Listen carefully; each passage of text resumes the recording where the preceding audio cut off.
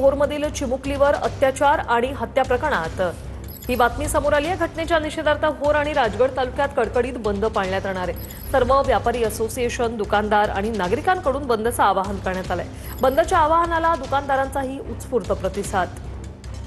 विनय जगताप आमचे प्रतिनिधी आपल्यासोबत थेट जोडले गेलेले आहेत। विनय, आपण पाहतोय भोरमधील चिमुकलीवर अत्याचार प्रकरणी भोर राजगड तालुक्यात कडकडीत बंद आहे। काय सांगाल, कसा या बंदला प्रतिसाद?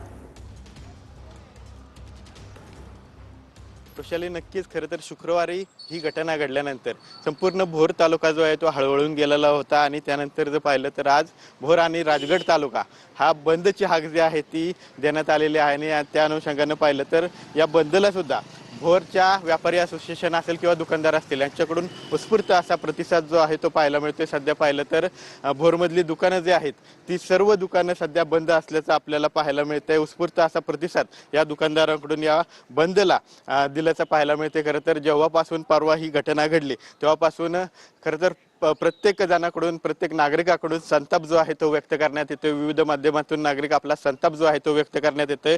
काल पाहिलं तर काल नसरापूर गाव ज्या ठिकाणी ही घटना घडली होती त्या ठिकाणी हा कडकडीत बंद पाळण्यात आलेला होता आणि त्यानंतर आज पाहिलं तर संपूर्ण भोर तालुका असेल, राजगड तालुका असेल, या दोन्ही तालुक्यात बंदची हाक जे आहे ती देण्यात आलेली आहे आणि आज जर पाहिलं तर कडकडीत बंद जो आहे तो या संपूर्ण भोर तालुक्यात खरं तर पाळण्यात येतोय आणि त्या अनुषंगाने पाहिलं तर हे सर्व दुकानं जी आहेत ती बंद असल्याची आपल्याला पाहायला मिळतात। नक्कीच, धन्यवाद विनय, तुम्ही दिलेल्या या माहितीसाठी।